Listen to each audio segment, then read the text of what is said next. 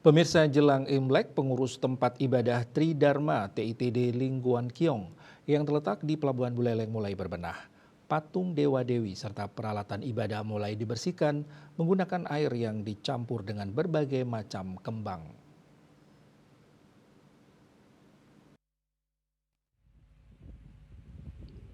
Selain itu, beberapa benda pusaka, altar hingga tempat untuk menancapkan dupa juga dibersihkan dengan sukacita.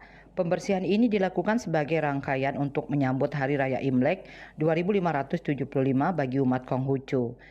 Gunadi Yetial sebagai humas rumah peribadatan ini menuturkan, rangkaian perayaan Tahun Baru Imlek 2575 sudah dimulai sejak Sabtu 3 Februari 2024 tengah malam. Sesuai kepercayaan umat Tridharma, para dewa dan dewi naik ke kayangan untuk melaporkan kejadian-kejadian yang terjadi selama setahun di muka bumi.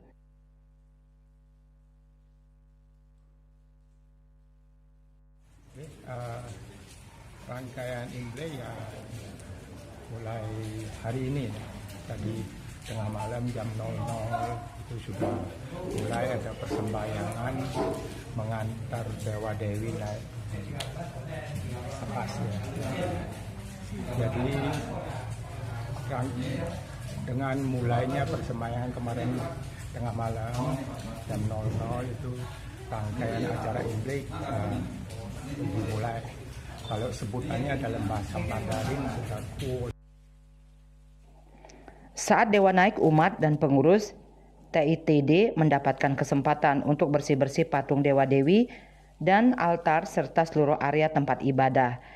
TITD Lingguan Kiong ini merupakan kelenteng yang tertua di Bali. Bahkan usia kelenteng ini genap 150 tahun. Perayaan Imlek tahun ini akan dirayakan dengan cukup meriah, diiringi dengan pertunjukan tarian barongsai dan kembang api.